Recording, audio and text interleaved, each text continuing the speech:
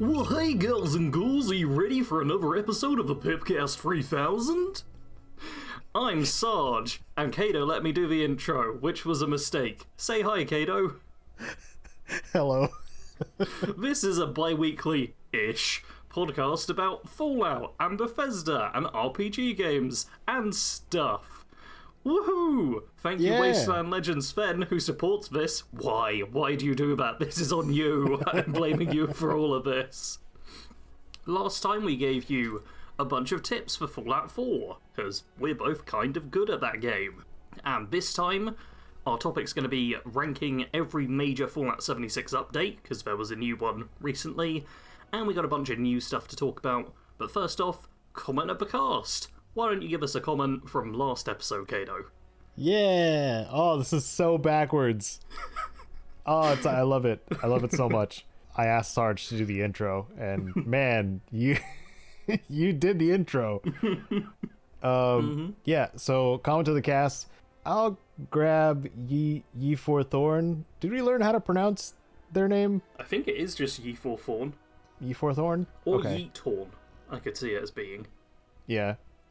They said the broadsider is better than a missile launcher or Fat Man.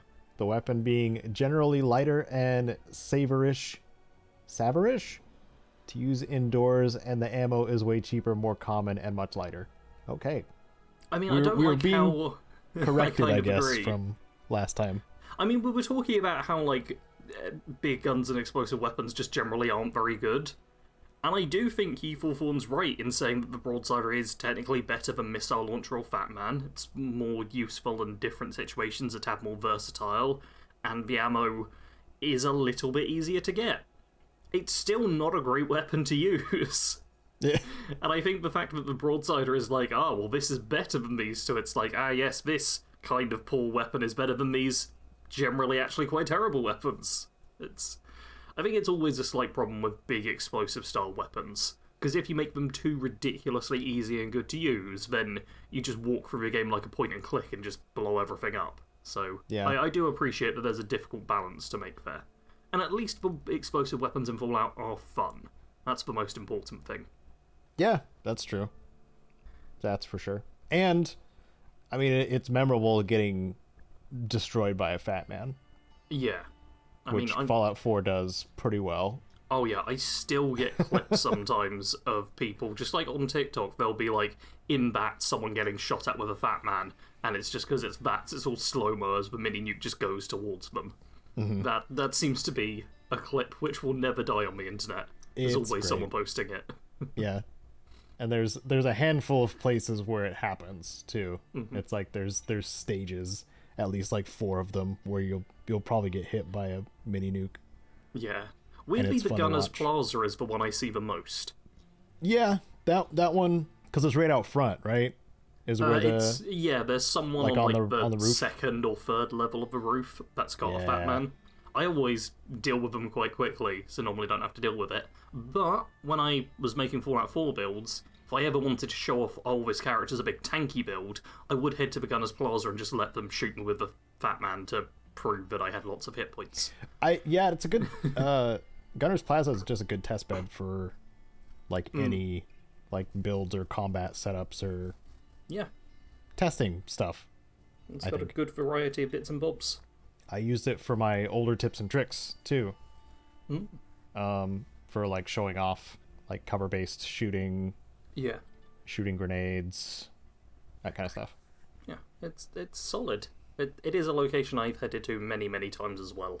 There's not a ton of locations in Fallout 4 where it's like, oh yeah, this is where you go to show off combat, but Gunner's Plaza always works out well. Yep. Yeah. You know, thank you for the comment, Ye For Thorn. Thank you. Sarge might have started a fight with you, but it's fine. I'm agreeing. I'm not. You're agreeing with the butt.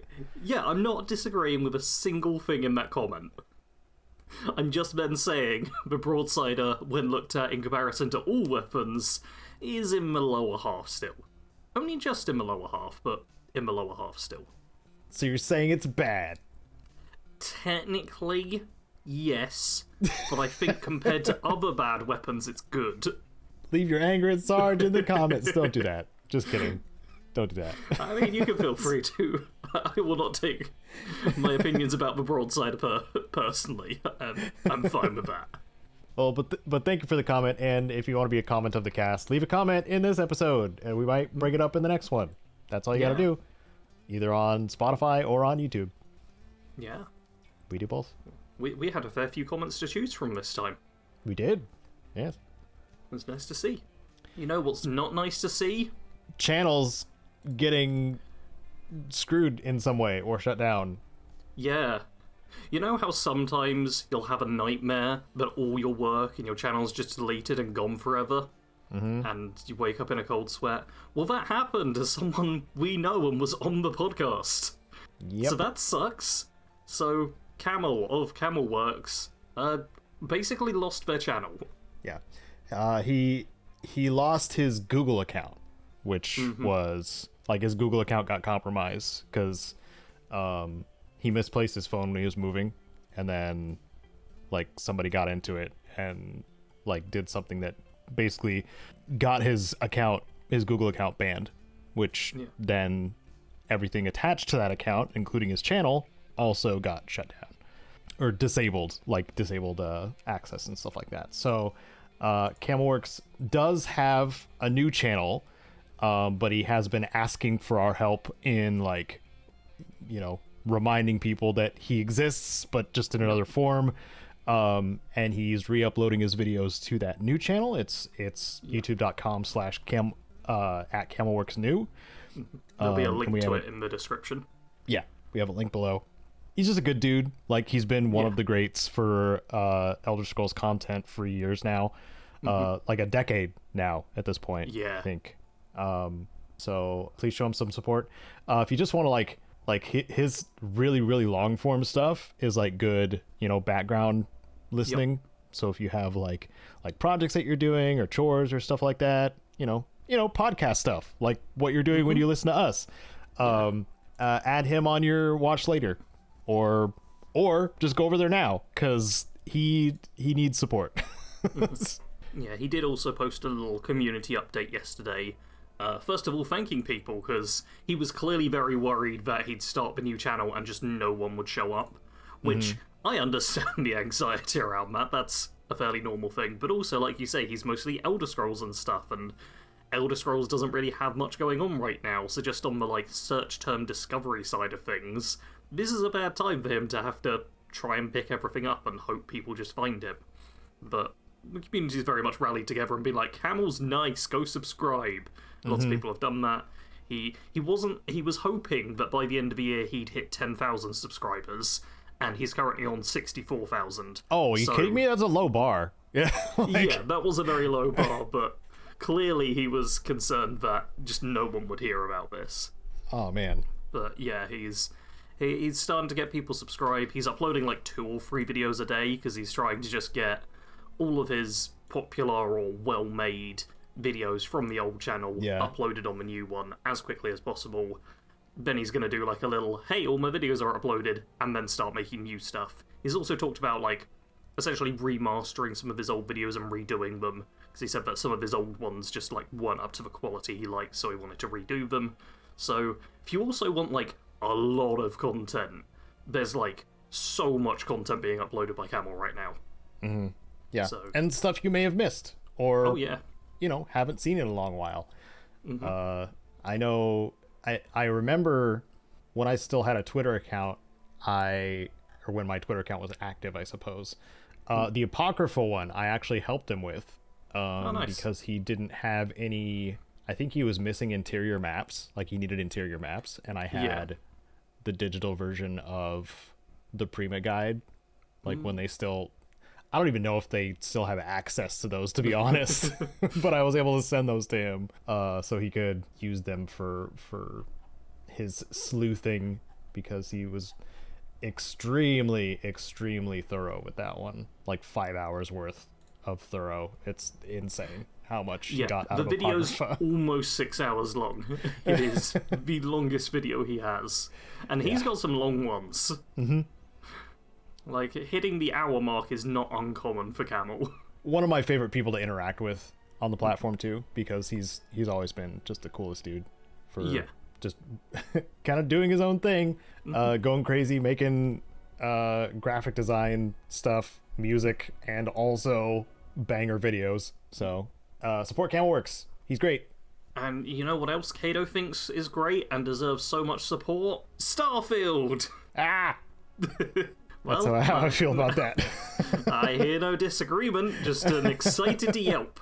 So we recently had the Starfield 2-year anniversary, and don't worry anyone who, like me, was thinking, oh, maybe something will happen with the 2-year anniversary. The Starfield game Twitter account, X account now, posted a thing saying, celebrating 2 incredible years in the hashtag Starfield.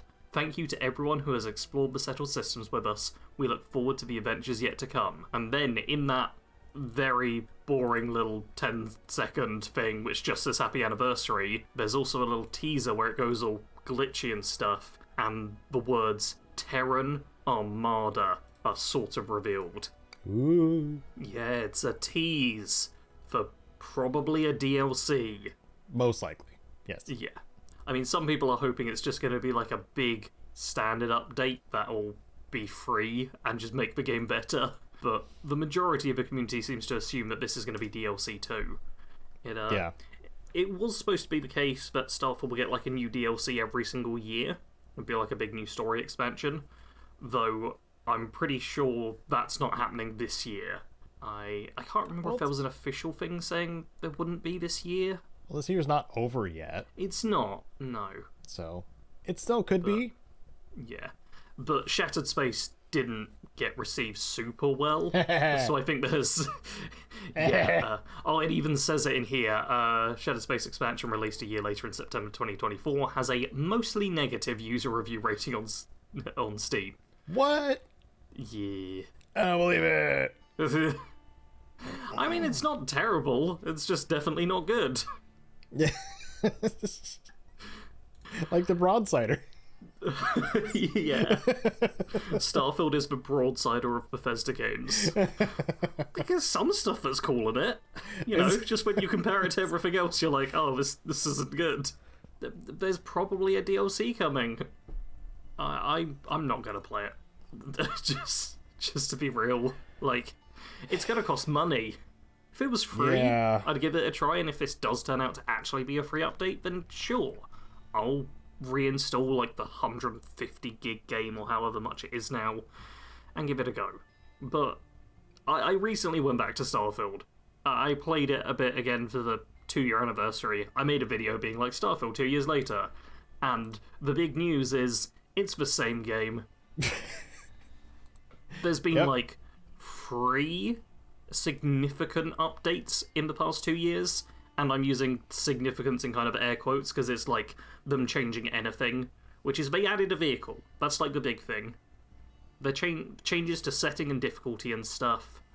There was the Doom pack thing. Isn't that like a creation? It is, but it was free. Yeah. Okay, and then there's like tons of creation-based stuff. So they're pushing creations quite hard with Starfield. Yeah.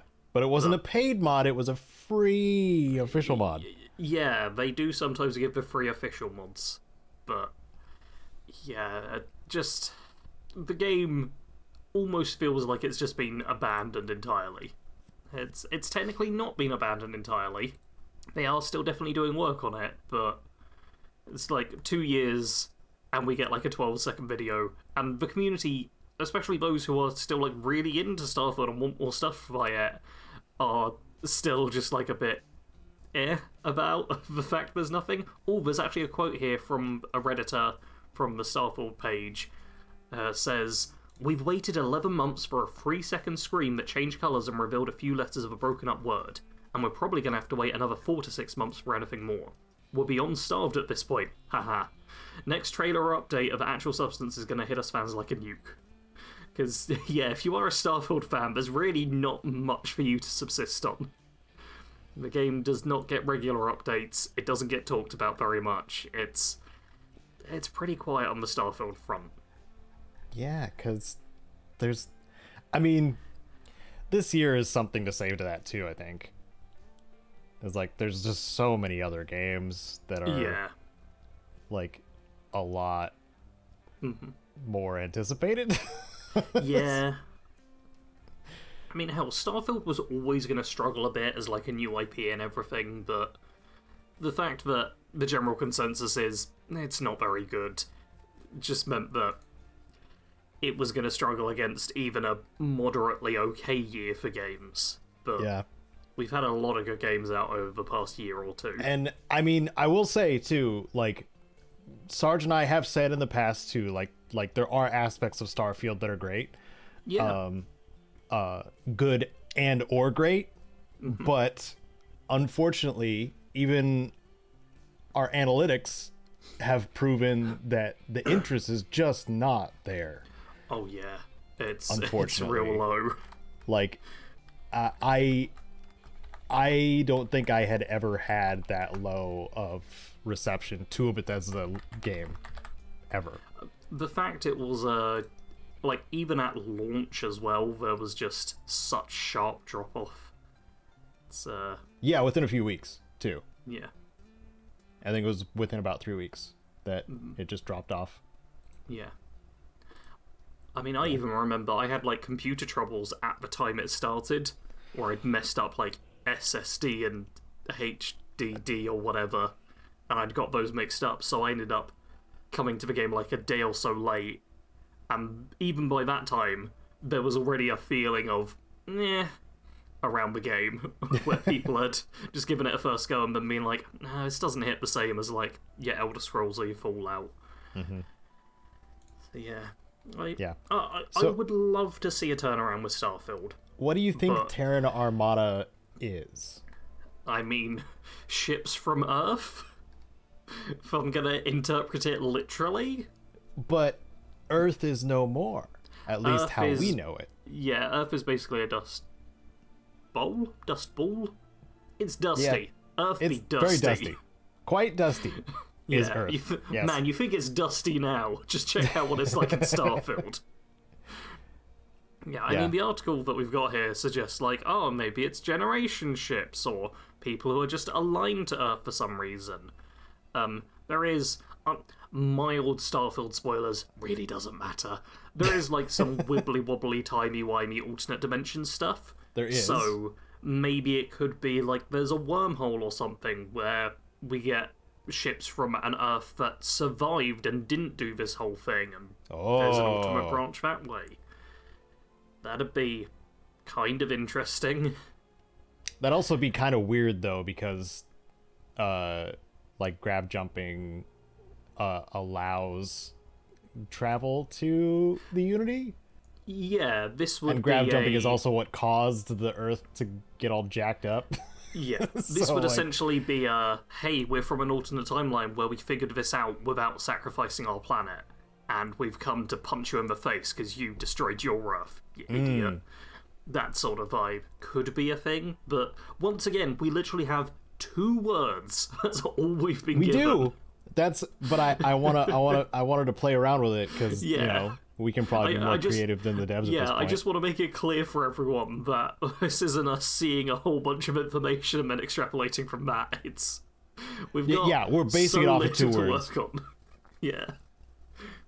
But I'm because they use the word Terran, I'm wondering if they talk that it's more about like almost like a prequel kind of thing, where like you were saying, the timey-wimey stuff, like Timey-wimey. going back in time to Yeah. experience like the first travel, or even the colony war that Yeah. we all missed because Yeah. the story just skipped that part.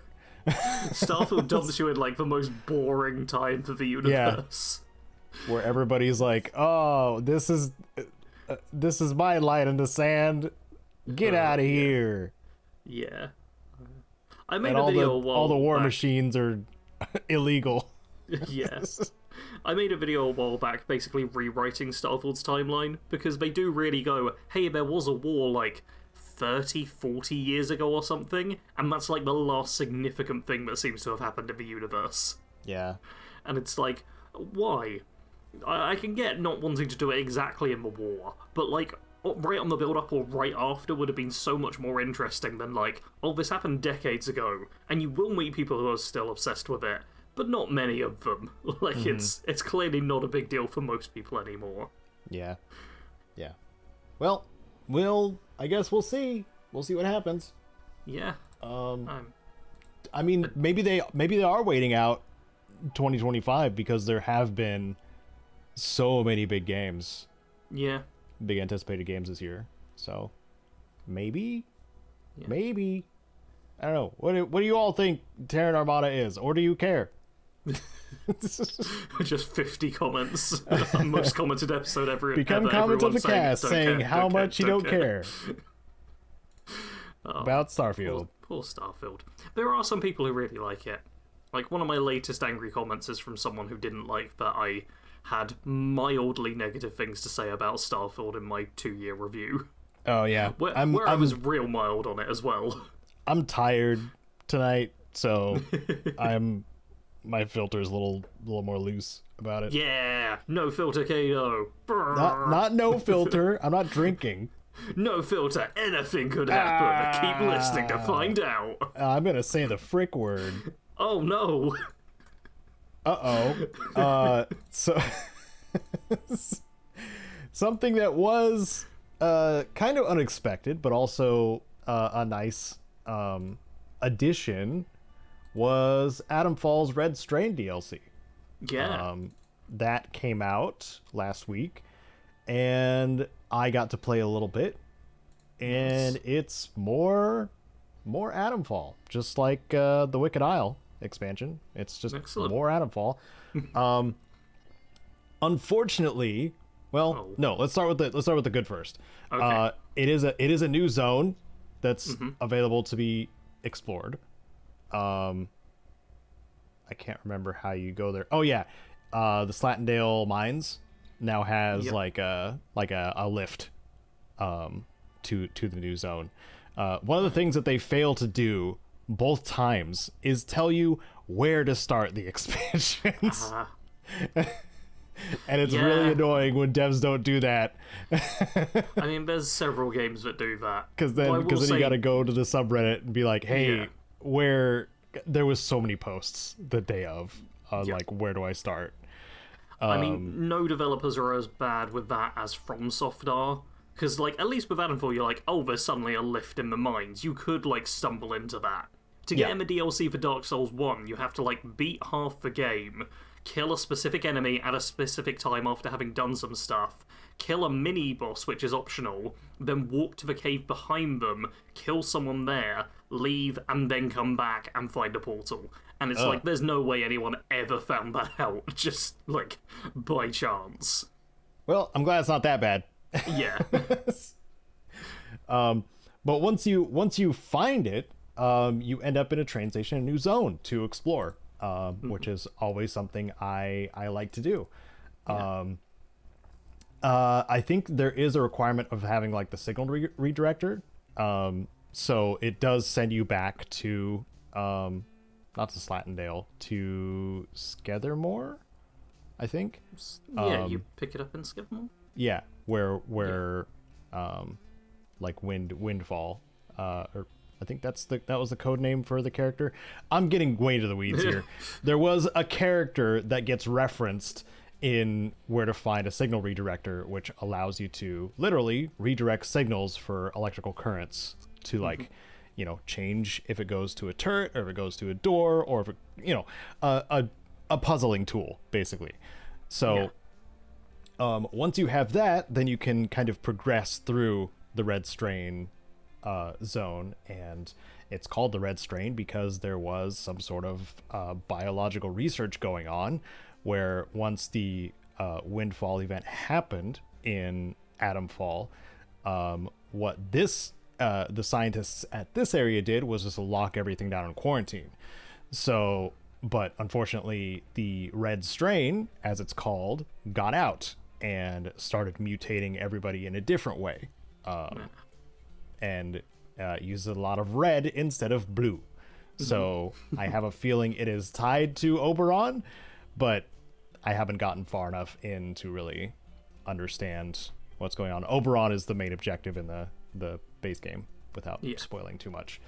But it is, it's interesting. It's something I want to learn more about. Unfortunately, so here's the downside. Melee is still not good. Yeah, I wasn't expecting it to get much better, honestly. Dealing with multiple ferals at once, which happens now in this, situation, makes me just want a full loadout of guns, because it is nuts trying to just kick to get, a window to swing a two-handed weapon. It is god-awful. Whereas, if you just have an SMG or a shotgun, then hey, you're gonna use a little bit more ammo, but you're gonna survive. Yeah. So, the B-roll is going to probably be some of that gameplay too, by the way. I think I've decided that's what some of it is going to be. So, if you want a more Atomfall, though, first impressions are decent. Just come prepared. The game itself does tell you that too. Is come prepared with gear for wrecking things and getting wrecked, because a lot of the Red Strain enemies too are not fully transformed humans, so they have guns. And they will shoot you. I'm getting some Scorched vibes. Very much Scorched vibes, for sure. Yeah, do recommend coming prepared, but it's it's another the Exclusion Zone fun time. Yeah, it's nice to see them continuing with stuff for the game. I will say this was a bit of a stealth drop for me. I found out about it 45 minutes ago. Oh yeah, when you posted the link. I did not realise this was out. The last thing I heard about it was the tiny little tease of a single image. Yeah, a lot of things were coming out this month and just kept happening. I should have mentioned too, the 1.0 for Hades 2 is on September 25th. So it's less than a week away. On Thursday. Dang. Yeah. So many games. Yeah.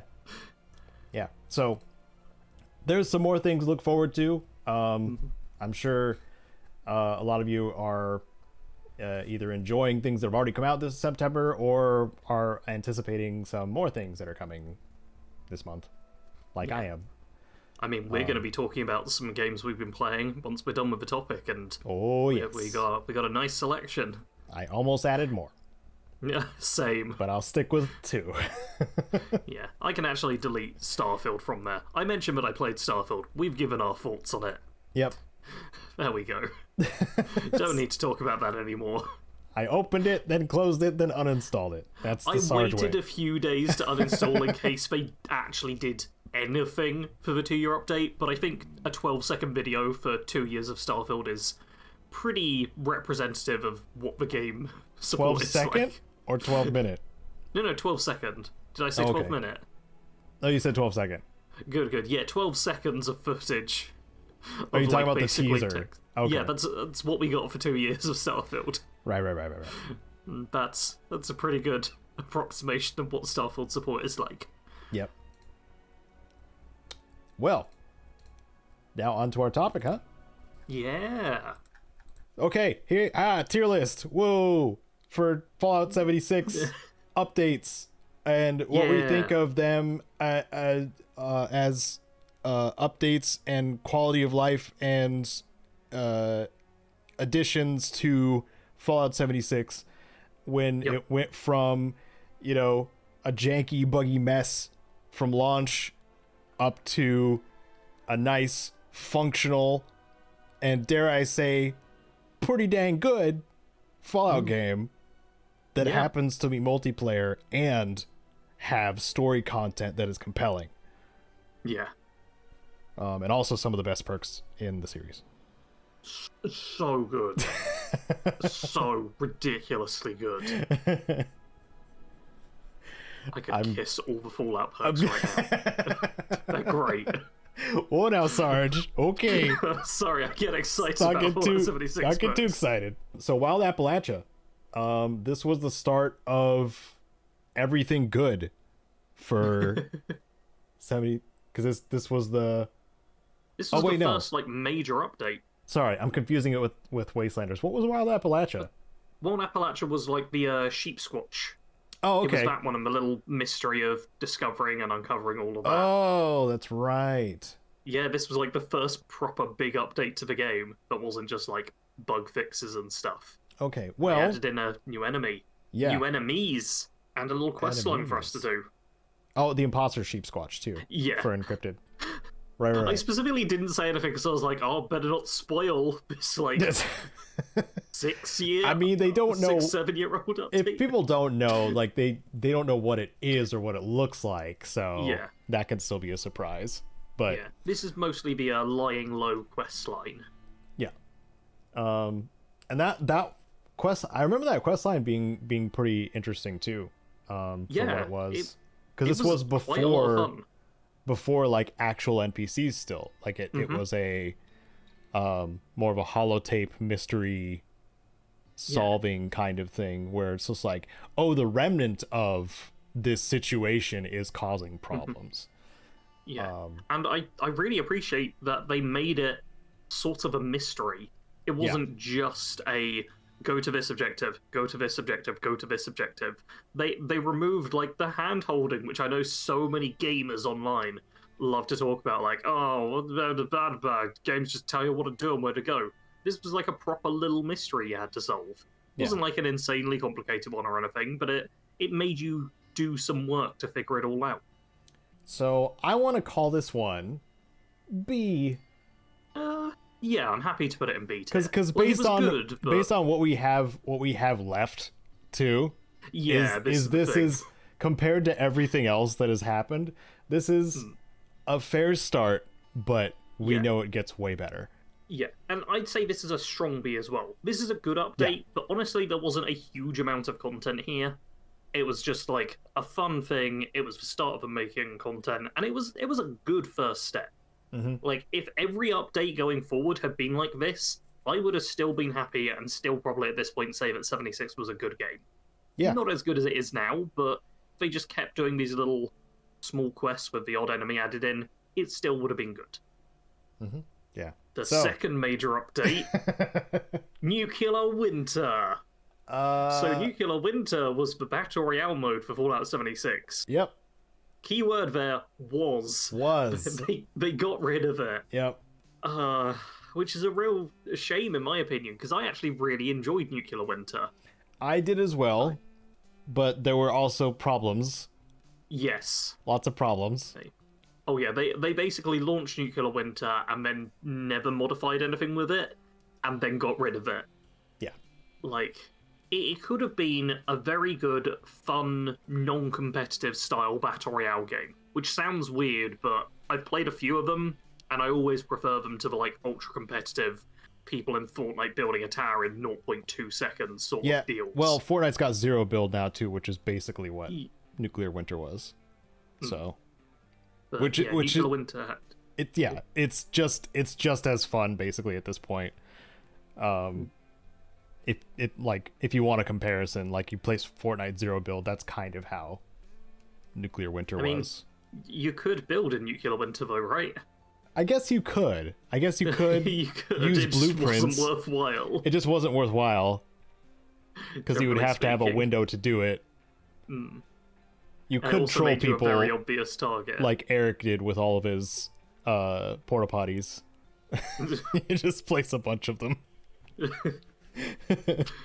I did enjoy Nuclear Winter, and it was lots of fun. Yeah. But the thing is, we're basically having to decide if we put it in C tier or D tier. It doesn't exist anymore, so like people can't enjoy it now. I know it's gonna be D tier. It's D. Like, and also part of what killed it for a lot of people was like, or the interest for a lot of people is they could not figure out how to stop the hackers. Yeah. In an efficient way, which is what killed it for a lot of players, because there would be one person, maybe two people, just flying around, minigunning everyone. So, yeah. I mean, even without the hackers, there were definite balance problems and stuff. It very quickly became like, oh, you need like frog legs perk or something, and then you can just jump infinitely. And it needed a lot of refining beyond that, and the hackers needed to be dealt with. There was clearly like a lot of work that needed to be done, and I think Bethesda saw that PvP inside of 76 just was never going to be popular and binned it. Yeah.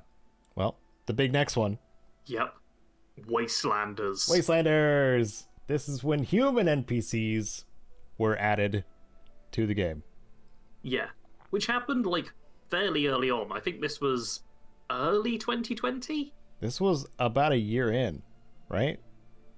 I think it was just over a year. Just over a year. It was, like, November of 2018 is when 76 came out, and I want to say this was, like, spring 2020. And that's a fast turnaround, especially when you need to get voice talent in.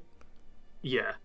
It was basically a year and a half to turn a fairly empty open world MMO style game, MMO survival sort of game, into like more of an actual RPG that people could play together. And Wastelanders very much is the turning point for 76. And it is wild how it came about so early on. Yeah. Like, because 76, even up to like a year or two ago, I feel like was still the butt of so many jokes. Yeah. And Wastelanders was the thing which really changed it all and turned things around. And this just implemented like faction alignments and the Settlers and Raiders are still like factions you can join and do stuff with, and they've got quests and story and actual narrative and characters with interesting things to them. Yeah, because the Secret Service was part of it too, right? Or was that later? Yep. No, okay. Secret Service was like end reward for the quest sort of deal. Oh yeah, because they're showing the Secret Service armor on the freaking front of the thing. Yeah. No, that's not the Secret Service armor, is it? It's as big as power armor on the image. I mean, it does look weirdly like Secret Service, though. It does. I feel like it's got to be like some power armor skin, because that looks so power armory. Well, it's not Secret Service armor, it's the power armor thing. Yeah. And my character still wears a Secret Service armor. I've still got them kitted out in that, because I've not bothered updating it. I'm using civil engineers now. It's too good. That makes sense. Yeah. That's got bonuses and stuff to it. Yeah. Anyway, S rank. One day I'll update mine. Yeah, I'd already put it in S rank before we started talking. It's the best thing that happened to 76, essentially. Yeah.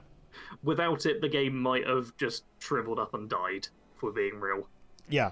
Yeah. This was the make or break of the game. Yeah. And everything kind of got better after that. Except for the monetization. So, the legendary run! So, this is another one which isn't technically in the game anymore. Like, this is the precursor to the current season scoreboard thing. Oh. Where you basically have the map you went round and 1, 2, 3, 4, all the way up to point 100. And you just earn score points, whatever it was at the time, for doing challenges. And because it was a board game board kind of thing. Yeah. Yep. It was the scoreboard before the scoreboard. Yeah. And like Nuclear Winter, it's no longer around anymore. And on top of that, this was... I can't remember. I think you could pay to push ahead in it as well. You could, yeah. So it was a very, like, monetized aspect. Pay Adams to do it. This is going to be in D tier. Let's be real. Yep. Like, it's not good. But I do want to ask, do you prefer the current scoreboard that we have, or did you prefer the whole legendary run style of thing? Well, the reason that the Battle Pass system works so well is because you still get choices somewhat. Yeah. And it's not linear as it was with the legendary run. Yeah. I'm not saying that I like it. No. We're comparing two bad things right now. Yeah. It's just that it is currently in its current state. That is like what is the most effective for like progression, like seasonal progression type systems. Yeah. Until the next whatever thing comes along. Yep. But we'll get into it later, but fortunately now you can spend earned atoms to unlock the Fallout First rewards, which wasn't a thing a few seasons ago. Yeah. But even so, some of the Fallout First stuff is still exclusive bullcrap. Yeah. Like they have a chems and aid container now. Infinite storage. Like, at what point do they just have all categories of infinite storage just it's gonna show in up the at some game point, I'm that sure. not everybody can access? Like, that is so like by stupid. 2030 there'll be like a weapons cabinet, an armor mannequin that specifically is for that, a power armor tube. It's getting to infuriating levels that they're just like, oh, yeah, you could have infinite stash, but we're gonna segment it out even more. Anyway, One Wasteland. That's One Wasteland is what we talk about next, and this was like the level balancing update. Yes. Basically made it so that enemies scale to your level somewhat. There is like some limits to it, like if you show up at level 1 and go straight to the Cranberry Bog, I think enemies are still going to be much higher level than you. And once you're like level 1,000, enemies only go up to like level 100 or something at max normally. So there's some limits to it, but the idea behind this was, everyone can go everywhere, and you don't have to spend all your time early on in the forest and then go Toxic Valley, then Maya, then Savage Divide, then I feel like I missed one. Ash Heap I missed, and Cranberry Bog. Basically, it stopped the progression being quite so linear in terms of exploration. It also added in legendary perk cards. Oh, was that the legendary one? Yeah. Yeah. Oh, that's great. This is the legendary perk card update as well, which I kind of forgot about.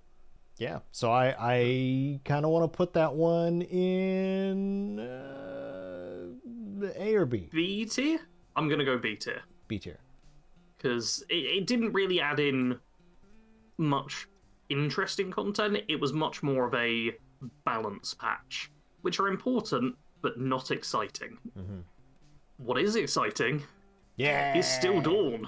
Yeah. Which, man, this was 2020. This was like the 2-year anniversary of the game. And, I mean, I'm just going to let Caedo tell you his opinions on the Still Dawn storyline, because I think that'll cement everything here. Okay.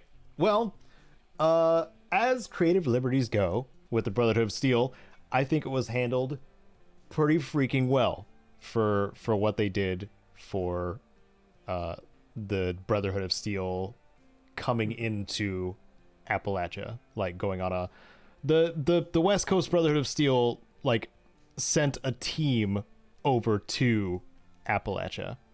Yeah. And this Brotherhood is, that faction that wanted to make their own chapter, basically. Well, one of them did. Yeah. We've not technically fully got to that point yet. No. Because Still Dawn was essentially split in two for the update. Yes. But Steel Dawn was the start of the Brotherhood showing up in Appalachia and you being able to work with them to establish a position, make sure the other factions know that they're there. And what was the end point of Steel Dawn? I don't remember. The end point was Paladin, Romani, and Night Shim basically being like, we don't agree, we want to do different things, like more of the isolationist Brotherhood or more of the accepting people into the fold. Oh, that's right. Getting rid of them. And then Super Mutants attacked, and they come together to fight off the Super Mutants, but it's clear that it's a very uneasy temporary alliance of sorts. And that's where it cuts off. And that's the cliffhanger we get. Yeah. And what a good cliffhanger, too. Yeah. Man, it was then like 9 months, I want to say, before Still Rain. Yeah, it was a while. It was a long wait. But the conclusion. Steel Dawn was great and is great. Yeah. This is the one that did this introduce Camp Allies or was that earlier? Was that Wastelanders? That wasn't Wastelanders, was it? I feel like it was later. I genuinely don't know. Can you look up like Beckett and Daguerre and where they sit? Yeah, let's... Sorry, Google just did the, recently browsing thing when I tried to search for Beckett, because clearly I've searched for him recently. Might have been Wastelanders? Where does it come from? Okay, it was Wastelanders that introduced Camp Allies as well. Oh, okay. So they'd already been around for a while. This one definitely added in a couple more, I think. Okay, the wiki page for Beckett has like a bunch of normal ones just from his quest and stuff.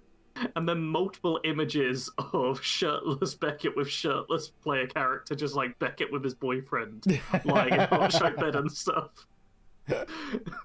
That's funny. Oh, these are fairly recent as well. Like, I recognize some of these decorations, and I'm like, those aren't like old decorations. That's funny. Oh.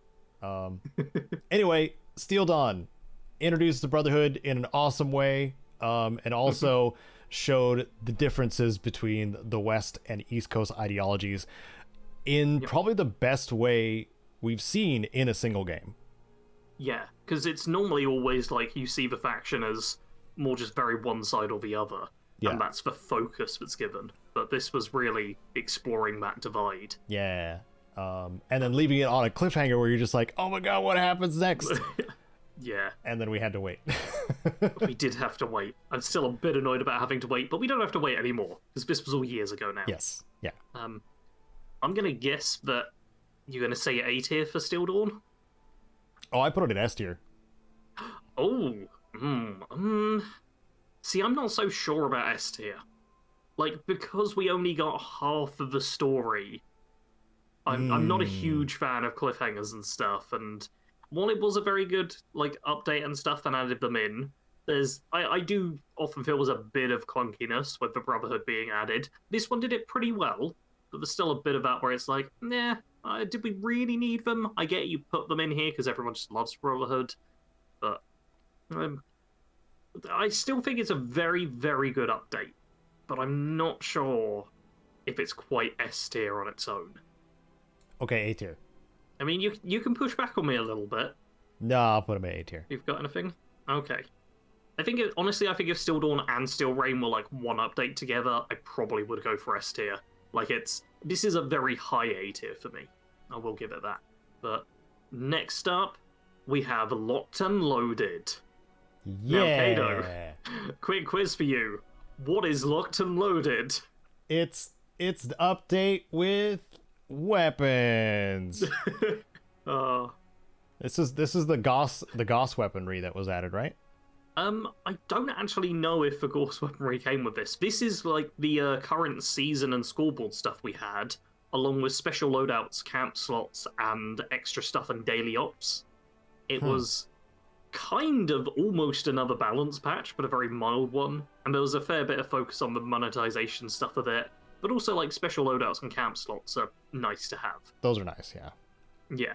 This is, I suppose you could say, a quality of life update more than anything. I am actually going to check now if there was... Did they add on? They added... No, they did not add, like, Gauss weapons with this. They just use it in the icon. They did. This was the one that added in Unstoppable Monster, though. Oh. Which is the bloody Deathcore Gauntlet. Which means around this time we had survival. Yeah, mode. And we had challenges. Yeah, I don't know. I don't think we've got survival listed as a proper update, but survival mode happened at some point. Yeah. It was before this and ended some point after this. Yeah. But if you want our thoughts on survival mode, basically look at our thoughts on Nuclear Winter. Like, whenever Bethesda tried the PvP stuff in Fallout 76, well, the survival mode was so much worse, though. Like it was so easy to camp people. Yeah. And take all their money. Yeah, I did have someone in, like, my Fallout 76 Snipers Are Viable Now style video talking about how they wish there was, like, a proper PvP mode in the game and wished it was like Rust so they could do the cool sniping stuff. And I pointed out to them, like, that kind of happened before. It didn't go particularly well. No. People didn't enjoy it a huge amount. There's a bit of a balancing issue. Yeah. I do, God, back when I was properly in the 76 community, there were like diehard PvPers, and they basically would just bat you in the head with automatic two-shot explosive weapons while spamming a button that was hotkeyed as Nuka-Cola Quantum. And that seemed to be every PvP fight in the game that I saw. It's ridiculous. And I was like, yeah, that just doesn't look fun. That's just like 20 hours grinding. Also, comparing to Rust, like the biggest bully simulator on Steam, yeah. What kind of person are you? Some people Because it sounds like you're a monster. Like, yeah, to be a monster. But anyway, it's a good job survival mode isn't in here, or else that would be the bottom of the D tier. But Locked and Loaded, though, Caedo, it's an update. I think it's a C tier update. Yeah, you know what? I can put it in C tier for like special loadouts. Because it wasn't really groundbreaking. It didn't really make significant enough changes in my mind. No. It is something where I imagine even the people who are listening to this who played 76 like from launch, even daily players will be like, I have no idea what Locked and Loaded is. What happened? Yeah. This is like, oh, that wasn't part of the game initially? Like, that's where my head goes when you say, like, camp slots and stuff like that. Like, I was obviously there, but, it feels like it should have been there. I mean, it's like when you get to talk about the 400 carry weight stash limit, and people are like, that makes no sense whatsoever. Yeah.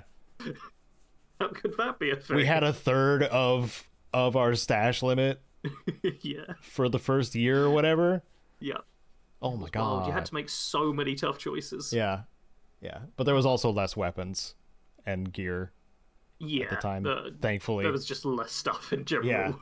Now, we're moving on to another story one with Steel Rain. Yeah. Which is the conclusion of Still Dawn. Yeah.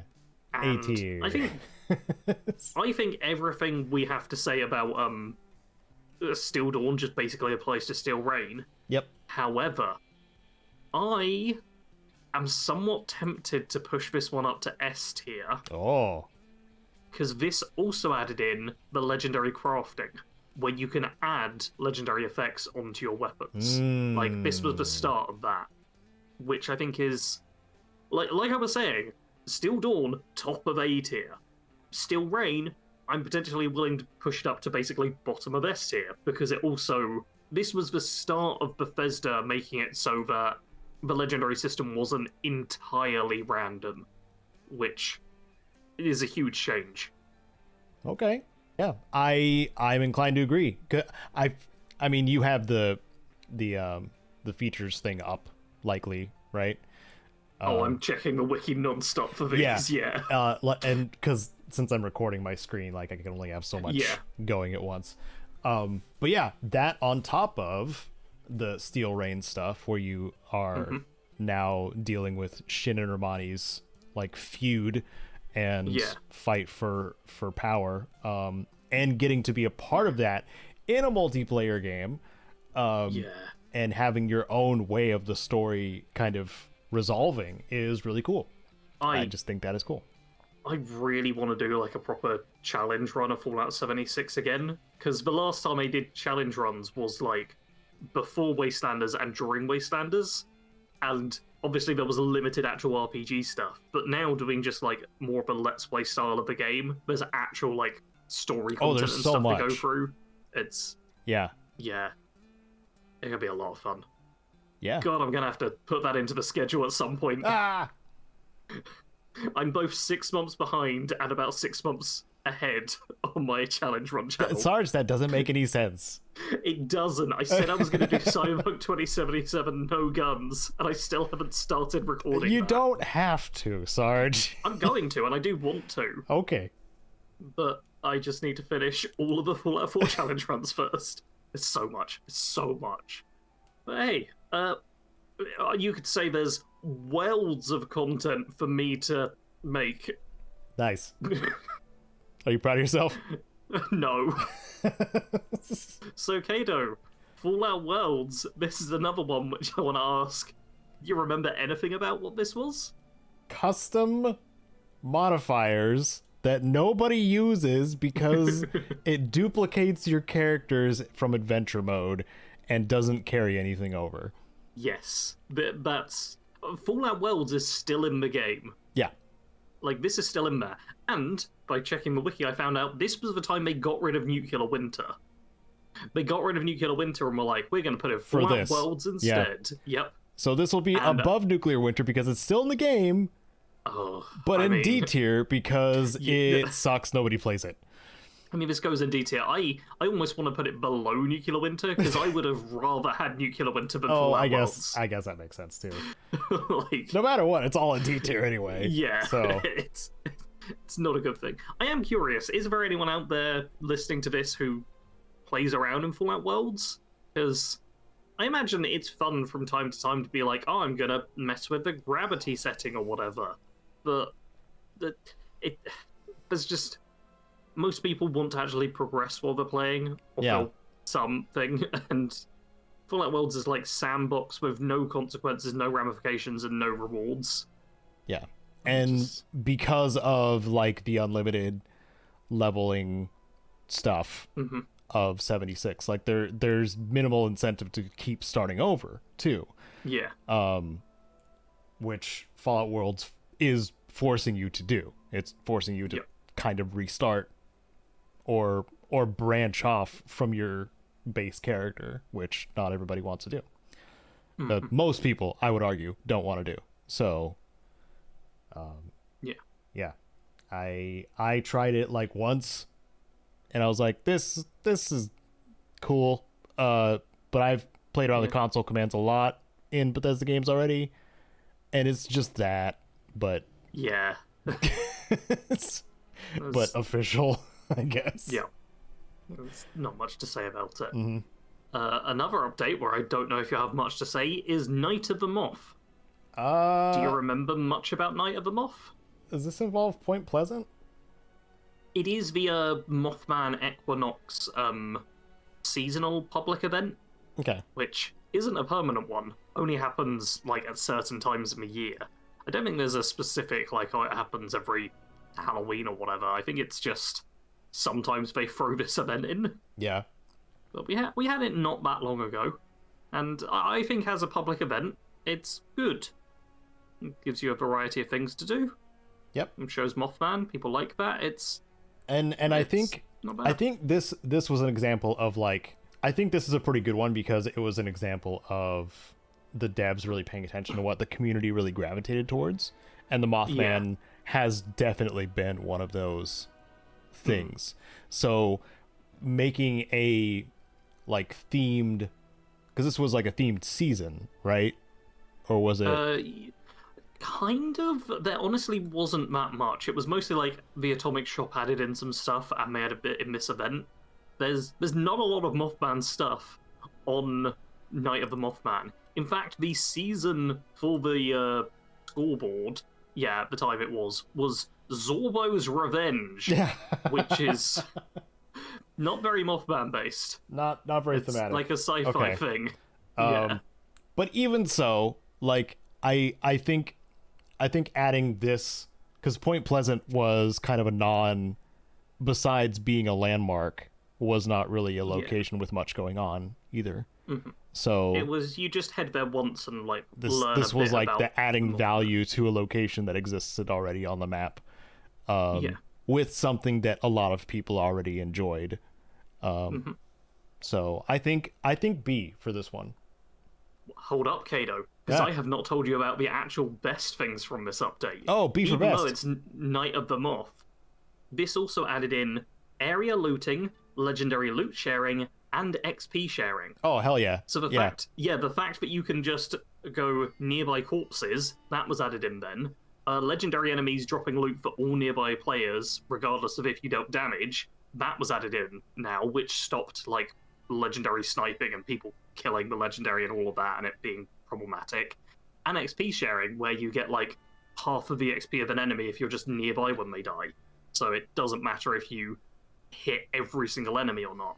And those were, like, such big, important quality of life updates. Man. Because it really added into the cooperative element of the game, rather than people, like, having to fight in order to figure out who could get a kill and not.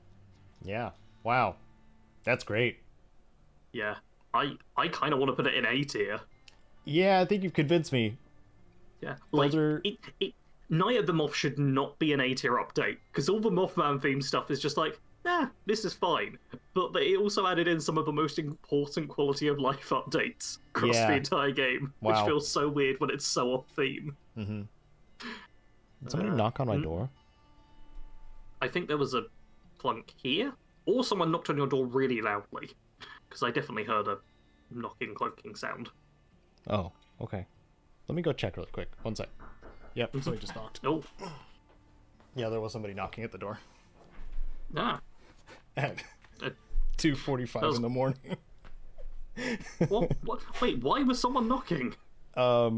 He was looking for somebody who used to live here. I mean, you were very quick. Half of me expected you to be like, yeah, there was someone knocking the door, I punched him in the face and left. I killed him. Yeah. It was like before 3 a.m. I will be forgiven, it's fine. I'm very good at disposing of bodies. So efficient. Anyway, yes. Night of the Moth. Good. A tier. Yep. Now, Invaders from Beyond, which is another seasonal thing, and weirdly, Invaders from Beyond is going on, like, right now.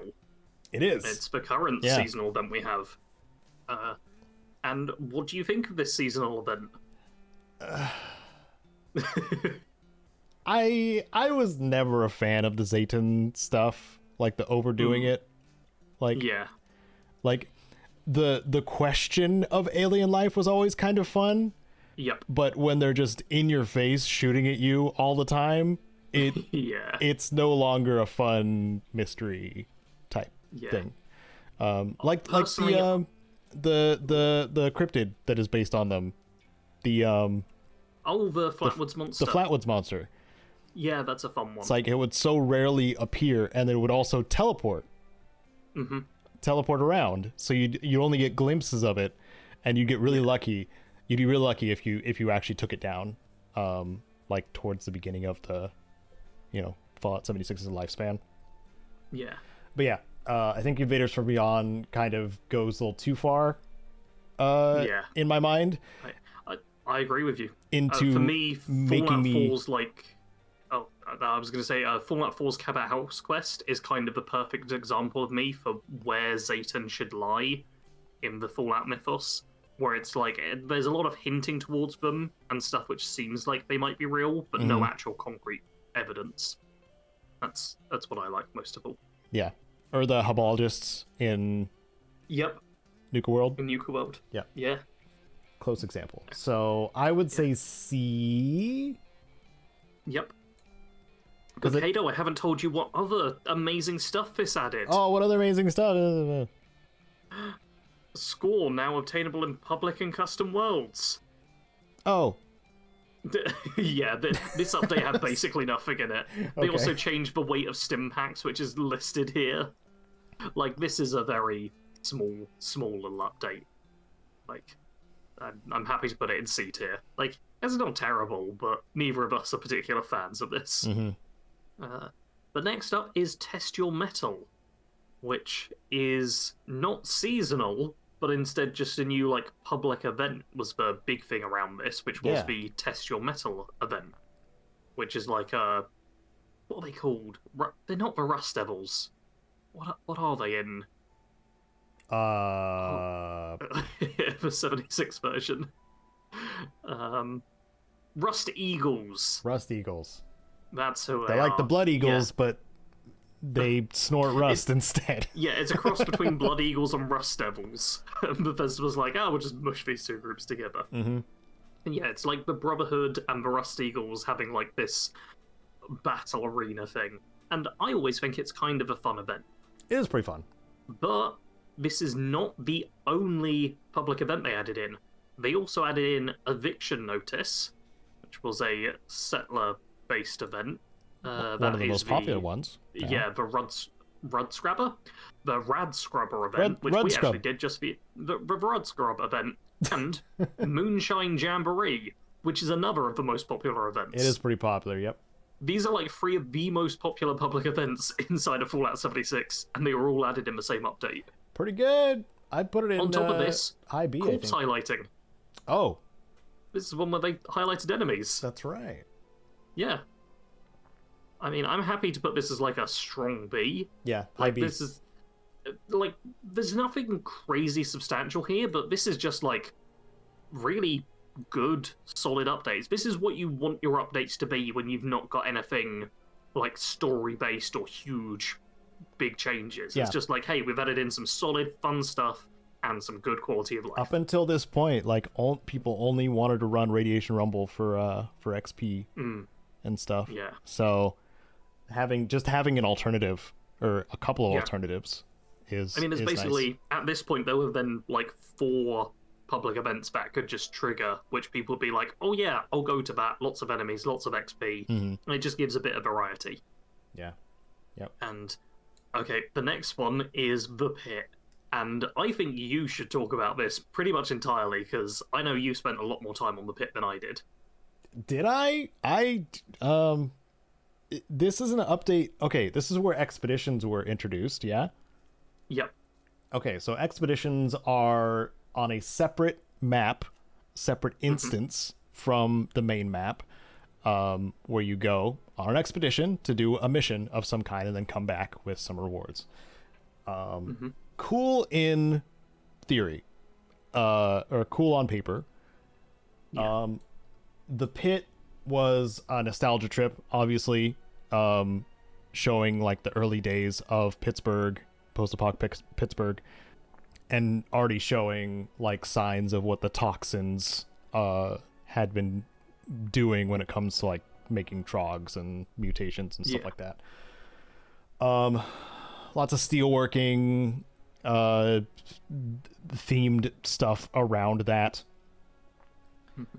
But the thing is, I wasn't really playing 76 when this came out. Oh. I only started doing it later.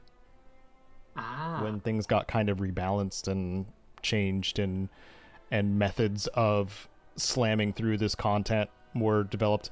But even so, it wasn't very fun. I wasn't particularly enjoying any of the expeditions for the Pit. So this was a first attempt that I feel was kind of for expeditions myself. I also have heard that something similar from our Pittsburghian Eric, who is like, oh, this was disappointing. So I'm wanting to put it in C, because it did offer rewards and stamps. Yeah. Is this when the White Springs started being like more inhabited too? Yes, it is. It's when they updated the White Spring to make it like more of a location, because they had to put the vertibird showed up there. Yeah. Transport up there and stuff like that. Okay. Yeah. I mean, I am 100% on board with C tier. That is where I would have put it myself for basically all the same reasons. Okay. But I basically did like the Pit once or twice and was like, oh, I can't read any of the interesting lore stuff because there's a timer, and then got overwhelmed and bored and didn't do it again. Yeah, because that got adjusted later too, which we'll get into. Yeah. We now have Nuka World on Tour. Yay! Which is an actual location we can go to at any point now. Yeah. Which is nice. It made the ash heap more interesting. I will say that. Yeah, the ash heap really didn't have much going on with that, so it had this was needed. It had Mamerg once she was put in a specific spot. Yeah. And Nuke World on Tour. Yep. We had the big mining rig that workshop always looked cool too, because when it's activated it does Blair. spin, but like it's a pain in the butt to activate, so nobody really does it. Anyway, Nuke World on Tour is good. It added several events, I'm pretty sure. The Tunnel of Love, the Titan. That seismic activity. And can you remember the other two? Spin the Wheel.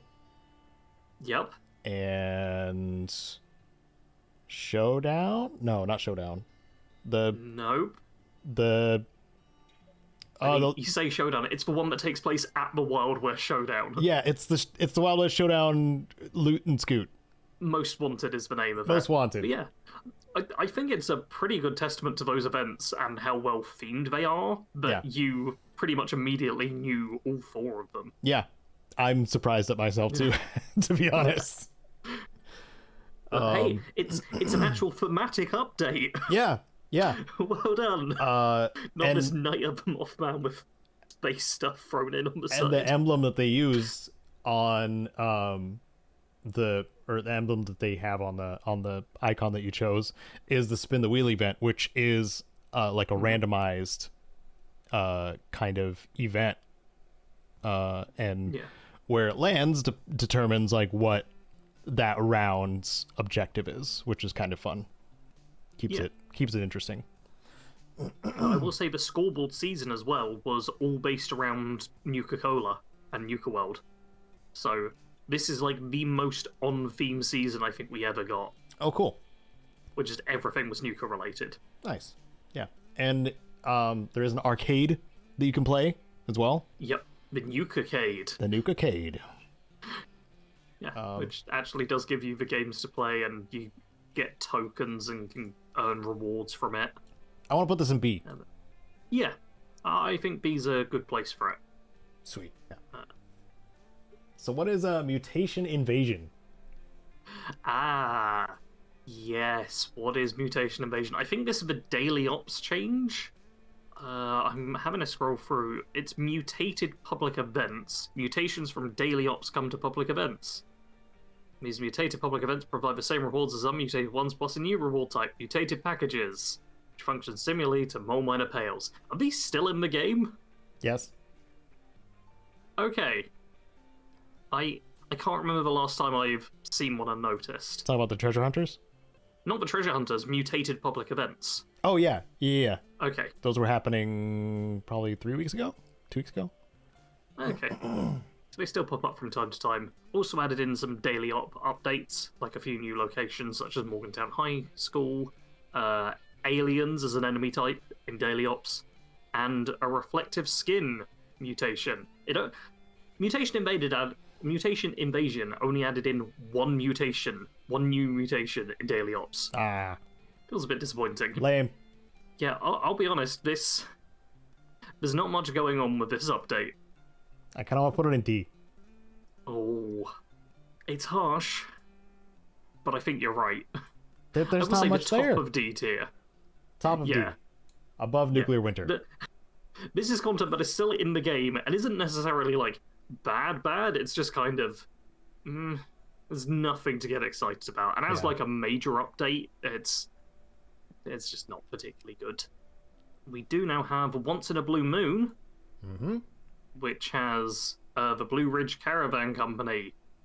It was kind of the update that was meant to expand them a whole bunch, which added in both Beasts of Burden and Safe of Sound as public events. And both of those I feel are reasonably popular and quite fun little events to do. And a new cryptid. 2 new cryptids. 2 new cryptids, that's right, the Agua. Yeah, the Blue Devil and the Agua. Yeah. Which is, pretty cool. And both of those show up in them. What else did we get? There were like a whole bunch of like little quality of life changes, which is good. Oh, new loading screen images. Yeah. Woo. Just what I wanted. There was also the Costa business quest line, which is Vinny Costa and the Blue Ridge, which are like described as one-off daily quests, but are not repeatable. Oh. Which I don't really remember them. Yeah. But they're presumably in there. It's something. Okay. Yeah, I think the main thing here are the public events and the cryptids. Yeah. Which are decent. Yeah. I'll go B with that one too, I think. Yeah, I'm happy to put it in B. Atlantic City! Yeah, now this one. There's a big one. Caedo definitely knows a lot about, right? There's a big one. Yeah. This is Expedition Atlantic City Boardwalk Paradise. Yeah. So some of the coolest parts of Fallout, I think, is when gangs are up to stuff. And that's what Spoken like a true Fallout 2 fan. Yeah, and that's what this is. There's multiple gangs in Atlantic City vying for power, and you get to be in the mix, in the middle of that, in different ways. They each have their own expedition events. They have timers, but you can go overtime, I believe, or the timers are just really generous. I don't remember which. I'm also pretty sure that you can like explore around before you pick up the quest. You can explore without doing any of the expedition missions at all. Yeah, and that's such a big deal. Like the main quest. It made expeditions kind of fun. Yeah, the Jersey Devil is included in this as well as a new cryptid. Yep. And part of the story of. I'm gonna have to double check that. Why? Was it? What? It might be. Oh, I'm having to double check. Is it? It might be the next update that they actually add in. Wait. No, because it's part of the story for Atlantic City. Hold up. I've got things the wrong way around. Okay. Yes, okay, they did add in the Jersey Devil on this one. Yeah. They added in the Lesser Devil on the next update. Oh. That's where my brain's getting confused with. Oh, weird. Yeah. I knew there was something about it, but I was a bit muddled around. Yeah. Yes, they added in the Jersey Devil. So one of the best expeditions to do, because you can run it so quickly, is the one on the boardwalk, I believe. I forget what it's called though. 1 second. Where you're racing against the showman. Tax evasion? No. The most sensational game. That one, yes. Yes. So if you want to farm stamps, which are required for some of the unlockables, especially if you miss them, like the premium like weapon plans, like I had to do this for the auto axe. I needed like 200 stamps. So doing the most sensational game, when it takes like 10 minutes or so, maybe a little less per run, is way more efficient than doing anything in the pit. Yeah. Whatsoever. So that on its own is worth it to me, but also, like Sarge was saying, the explorable Atlantic City area at your own pace whenever you want is so nice. Because there is stuff you can just do there and explore, and cool little environmental storytelling things that can be easily missed in the pit because you're under a time crunch. Yep. Which is annoying. Anyway, I want to put Atlantic City in A tier. I am happy with that. Because this had the level of like character acting and characterization of Steel Dawn for its, the family that you work with and stuff like that. Yeah.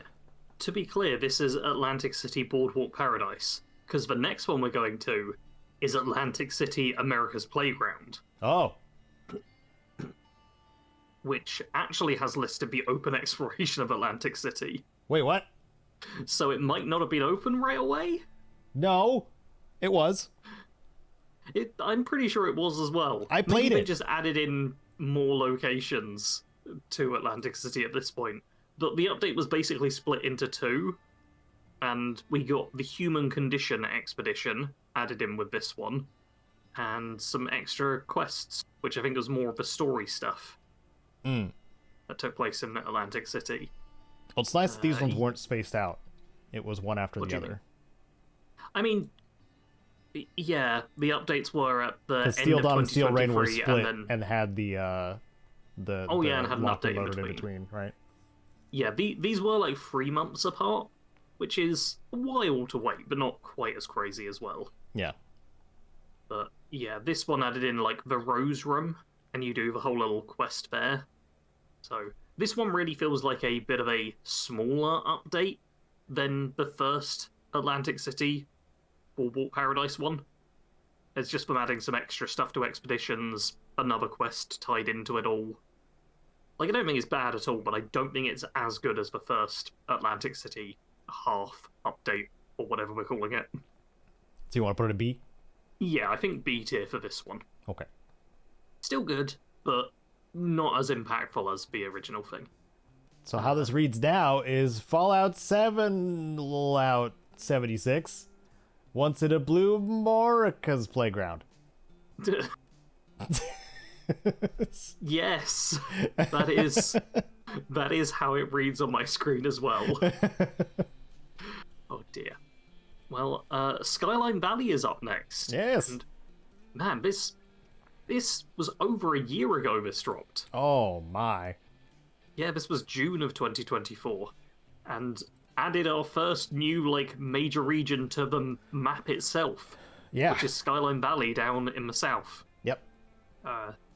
And, like, all the events and stuff that happen there, along with, like, the Lost as a new-ish enemy type. It's a proper expansion. Yeah. Like, proper expansion.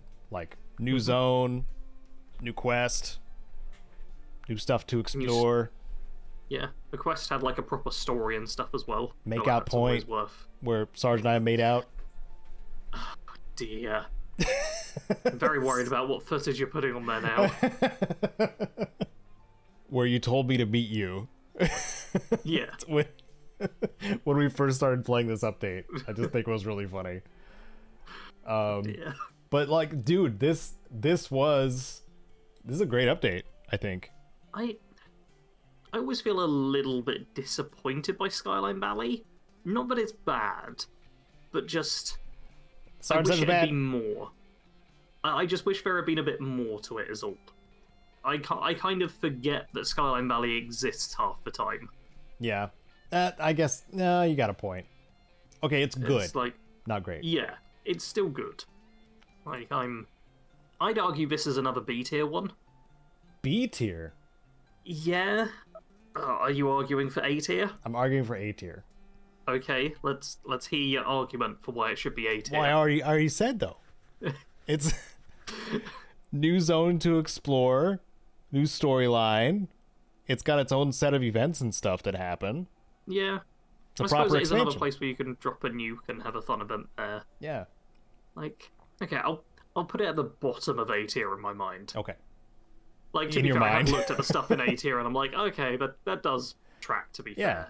It still is a substantial update. I wish it had been more. That's my main thing. Mm-hmm. And that's not a good way to review things. You should review things for what they are, not what they could be. It's a great way to make videos, though. Yeah. Yep. Next up, Milepost Zero. Caravans! This one hurts. Although, funnily enough, Milepost Zero, the, like, season around it, came out on September 3rd, and then the caravans were delayed until September 17th. Huh. So you actually had to wait, like, a couple of weeks before the main part of the update hit. This was really just the caravan update more than anything else. There are a few things like they added in the best builds feature, but yeah, it's really just caravans. It's the caravan update that is still incomplete. Yeah. Which they've improved it recently. Which so hurts. Now there's a timer. It hurts basically us. Can't fail. Yeah. There's more incentive to do them now, I suppose, because of, like, after you hit rank 100 on the scoreboard and you want to go to 150, like, this is the best way to force a public event, is by just starting a caravan. Which is cool. But there are still catching points for the Brahmin's pathfinding where it jacks up and it stops moving. Yeah. And fortunately, in the most recent update, they did make it so that if the timer runs out and the Brahmin's still alive, you do get rewarded. Yeah, well, because it used to be such a big problem. You say fortunately, but I say unfortunately. That's a half measure. Yeah, but it is better than what was happening before, where the Brahmin would get stuck. That's true. Everyone would try and move it, the timer would go down, and then it'd be like, failed, but they no could rewards have granted. also worked on the pathfinding of the Brahmin. Yeah. I will say, I've only done a few caravans recently, but the Brahmin's not been, fully stuck in any of them, which is nice. It's the southwestern path that does it pretty readily. So if you don't get set on that one, then you're fine. Anyway. Yeah, I'm trying to remember where my mark was. C, D. C or D? D. D tier. The rewards still suck, even though it gives you yeah improved fishing bait now. Because if you I'm don't putting fish, it this doesn't at- matter to you. Yeah, I put it at the top of D tier, and I'm like, this is one where Bethesda definitely can improve this. They and can. we want them to. Yes. Like, this is so much room for potential. Caravans are such a cool part of Fallout. Yes. And this is the first game where you can like start your own and improve it in different ways. Yeah. Like, I'm still waiting for the rest of my crew, man. Yep. There's some empty rooms in Milepost Zero that may remain empty indefinitely. We don't know. Yeah. Man, if they can, properly add in and overhaul the caravan system, that could be something so great. Can I put a gun on my Brahmin? That'd be fun as well. Like, yeah, even just being able to customize the Brahmin to be something actually interesting would be cool. Hell, Beyond naming them, because naming them is still fun. Yeah, but I at one point started writing a TTRPG all around basically caravans, because it might have been coinciding with this and me wishing for things to be different. But there's so many cool things you can do when you start like storyboarding and drafting it all out. And I hope 76 does something with them. Mm-hmm. All right. Next up is Gleaming Depths, which is the raid. The raid update. Yep. With some other stuff. There was some other stuff as well. So you remember way back when we were like, oh, there's an empty star in these 3-star legendaries. There are 2 empty stars, in fact. It was always like 1, 2, or 3 stars out of 5. Was it out of 5? I thought it was out of 4 initially. It was out of 5. Oh, okay. Initially, it was like out of 5 that we had. And people were like, oh man, we're going to have 4-star and 5-star legendaries showing up any day now. And then, on December 3rd, 2024, we had 4-star legendaries. Over 6 years after the game first came out, they added in that 4th star. Glad you caught on with my setup, because I butchered it completely. No, it's fine. I knew 100% where you were going. Okay. This also means that probably in the early 2030s, we'll get 5-star legendaries. And then the power creep will be at its maximum potential. Yeah. And then the game will die. I'm quite glad that the 4-star legendary stuff isn't stupidly overpowered. It's pretty powerful, they definitely, it is powerful, but they could have made it so that it was entirely game-breaking, and instead they just make it so it's like, hey, this is just very strong. Which, considering you already have to be strong enough to do the raid in order to get it, I'm like, fair enough. Well, I have one up on you, too, now, because I ran it. Yeah, you've actually done the raid and finished it. I've run it with ZZ and Eric and Maxine. Yeah. Even though my internet was like, haha, nope, at the very end, which was annoying. It saves your progress, so I got to follow up and finish off the last boss and get my final reward, and I got a 4-star power armor piece that I never would use. Ah, fun. Yeah. I think I got one of the like premium named 4-star grenade launcher, I think. Oh, that sounds more your speed. Yeah, well, it was the auto grenade launcher, so it was really heavy. So I scrapped that too. Anyway, Gleaming Depths. It's a cool update. This is all of their experience in making interesting counters with boss type enemies. And I think it does it pretty dang well. Even though I had people guiding me through the process, it seemed pretty straightforward if you have a coordinated team. But that's the thing, is these kinds of things you kind of want a coordinated team or people that know what they're doing.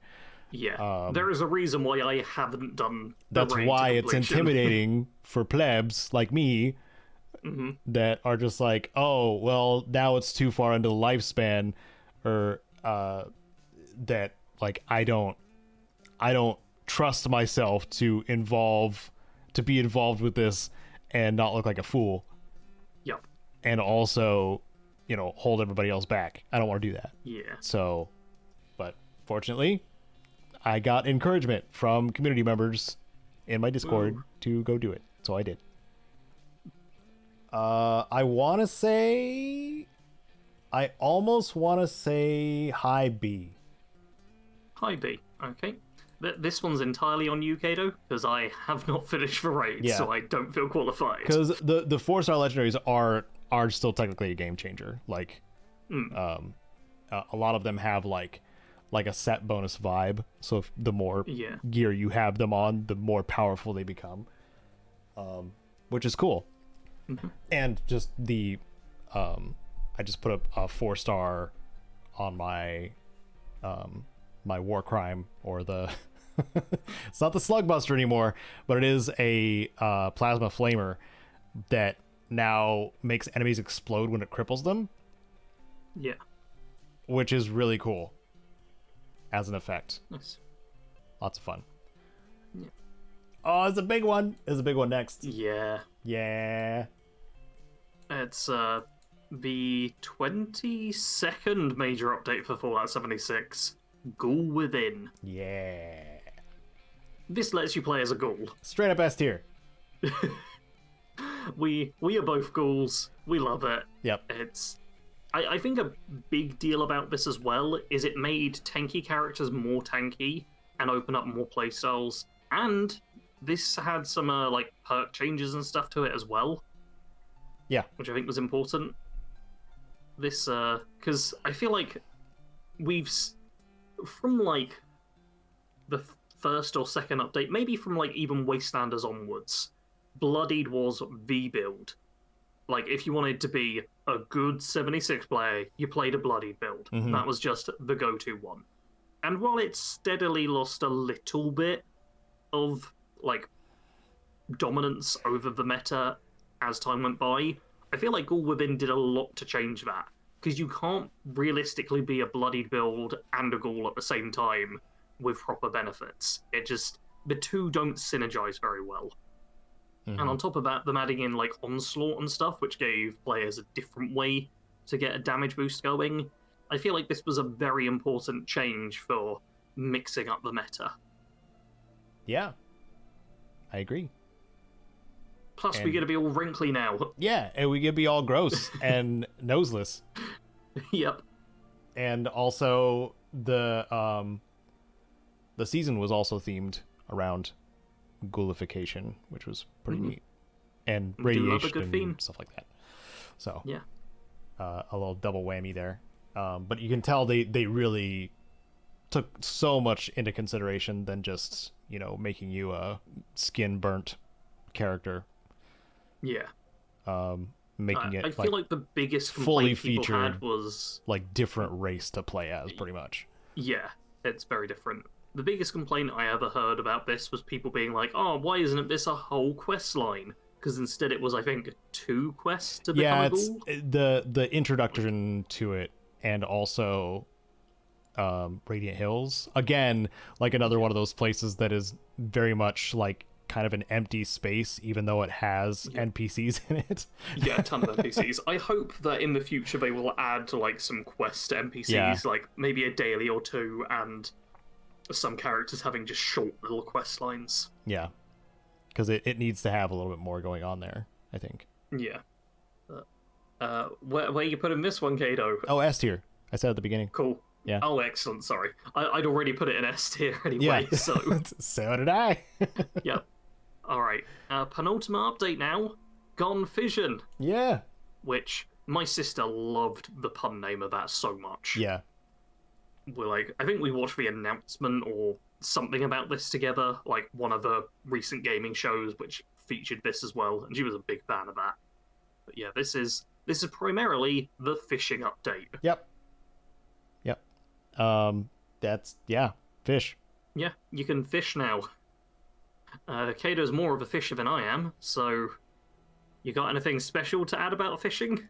It's something to do. It is. It's a good It's podcast amazing, activity. But... yeah, like I'm not big into the fishing, but every once in a while it's nice to just go fishing and chill out and a bit of a relaxed vibe. Every month there's an axolotl to catch in a certain zone. So there's some incentive to pop in and try to get that axolotl, so you have it in your collection, or you can get a whole bunch and sell them for ridiculous amounts of caps off season, which, you know, similarly to like the Fashnak masks kind of thing. Yeah.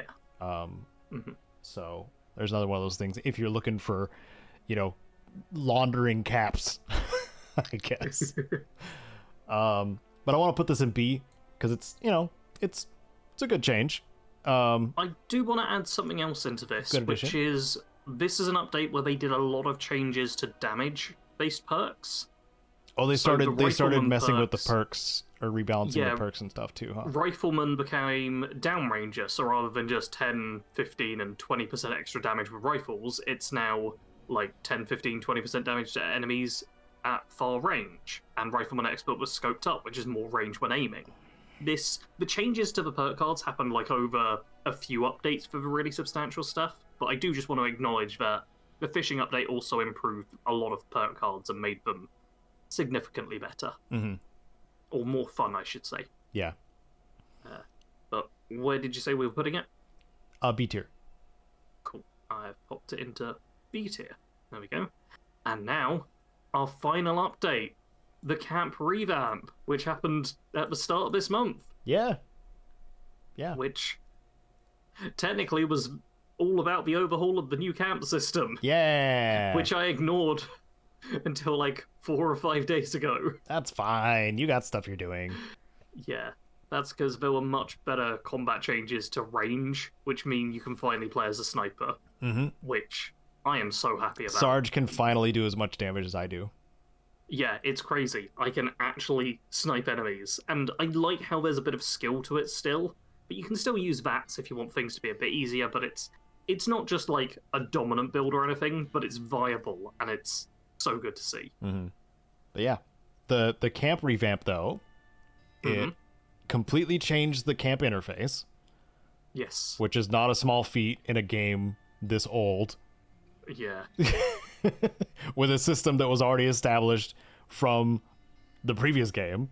Yep. Fallout 4. So that was a big deal. Getting things sorted in there by category, by item category, which is a very smart idea with the amount of stuff that Fallout 76 has to build now. Also, like, everything kind of under edit is like based around, like, everything's categorized well, is what I'm trying to say. Yes, everything is categorized quite well. I only have one gripe with it, and it's the disabling Atom Shop items takes an extra button press now, which is kind of annoying. I like that they've got the filters in there, but I do think the filters could do a little bit of work. Yeah. Because I always just filter buildable, but then I'll sometimes miss out on stuff because I'm missing like one item, and it'd be like, oh, it'd be quite nice to build that thing, but I don't know about it. So there's a little bit of tweaking to be done with it, but overall very good. Yeah. And my favorite thing about it, or about the building side of it, is the free placement. Yeah. Where you can toggle between snap, collide, and free. And snap and collide, still don't know exactly what the difference is, but it works in the same building way as it used to, essentially. Snapping Whereas is just to like floor pieces or stairs, like snapping to the side like they normally would. And what's collide? Collide just causes them to stop each other and not snap. Okay. Alright. But the free placement is the interesting one, where it basically lets you do whatever you want. And it makes it so much easier for decorating, especially when the game so often in the past would be convinced that something was in the way when there wasn't something in the way. Oh, yeah. Yeah. Like, I want to say like half of the blueprints I made would be patched to a certain point, or a patch would come out at a certain point where I just couldn't place it anymore. I would be like, what changed? I don't know. But now it doesn't do that, because you can just place whatever you want, wherever you want, a lot of the time, or close to it. There are still some limitations, like there's certain rock or tree objects or like hillsides that you can't do that with. But even so, like those that had to finagle the system to make these ridiculous cool floating camps can now just do it. Yeah, just easy. my most recent video was basically, is camp revamp idiot proof? And I can confirm it is. It's idiot proof because I was able to build a good looking camp and I didn't get frustrated while doing it, which is the first time I've ever built a camp and not been angry and wanted to smash the computer or something. So, yeah, this is a great update. Yep. What else? There wasn't really much else. There was another shift in the perks done. Yeah, they did a few changes to perks and stuff. This is where Iron Fist got even more powerful. Yeah. This is another one where we did balance. The listing I've got here says, combat changes including bats and manual aiming improvements, increased weapon ranges, perk changes, significant melee and bow changes, and other balance updates. Oh yeah, the throwing weapons and bow things too. Yeah. Which, man, if the bow actually had good manual aiming, I'd be all over that thing. I still want to play around with the throwing build though. Yeah, I want to try out a crossbow with like thrown weapons and stuff and see how that works out. Eric already confirmed that the crossbow with like the bouncing shots thing is absurd and fun. Yeah. Well, I mean, even when I did my testing with the bow, like the actual power and everything of it was pretty great. The problem was that it's held in your right hand, which is not the way you'd normally do it, shooting as a right-handed person, and I know there's no way to aim. Mr. The Archery sights Sarge. don't line up. There's so many issues with it. There's so many issues. Mr. Real Life Archer over here. It's the fact that Bethesda have put bows in games before. Yeah, true. And it didn't have like any of these problems. And they even have a sight. You can add sights onto the weapon, and the sights do not point where you shoot, or even anywhere near it. Well, that sounds like Camp Revamp D tier. I'm just kidding. No, this is something that's been a problem with the bows since, but now bows are actually like kind of strong. So, yeah, now that's become a issue for I think bows were introduced later too. Like they were introduced in Wastelanders. I feel like it was beyond that. I think the crossbow showed up in Wastelanders. I think bows was at the latest Nuka World on tour because the Burning Love was added with that. Oh yeah. But they were added like relatively late. I don't even know which update it was, but they're not the most popular weapon, so I think we'll forget about them at times. Anyway, Camp Revamp, is it going S tier or A tier? A lot of people benefit from Camp Revamp, even the people that aren't really builders at so much. Yeah. So I kind of want to put it in S tier just because it's a feature that everybody can use and benefit from. Yeah. To any level, basically.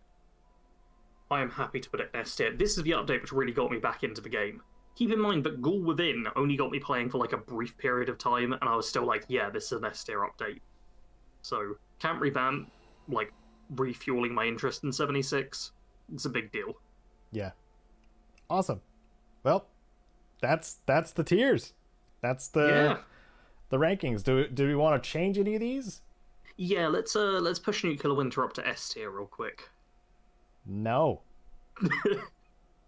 Okay, I guess we can keep things as they are. No, I'm pretty happy with this. This looks right to me. Okay. Like, I do quite enjoy how the ones at the bottom are either like, this was boring, this was bad, or this could have been great if it had more work done. Like, the pit being there, and then the other expeditions being like A tier and B tier, it's like, well, clearly there was room for them to evolve and make this a lot better. Yeah. Like, yeah. But overall, I'm happy with this. I think it's a good example of how things have gone. Yeah. Well, do you want to read out or should I? Well, since it's on screen for me, I should read out like what it is for people that are listening and not watching. So S tier is Wastelanders Update, Steel Rain, Ghoul Within, and Camp Revamp. A tier is Steel Dawn, Night of the Moth, Atlantic City, Boardwalk Paradise. Thank you. It's blurry for me. Skyline Valley in A tier. B tier, Gleaming Depths, Test Your Metal, Wild Appalachia, One Wasteland, Nuka World on Tour, Once in a Blue Moon, America's Playground, Gone Fishing. And Gone Fishing. Yeah. Yeah. C tier, Locked and Loaded, Invaders from Beyond, and The Pit.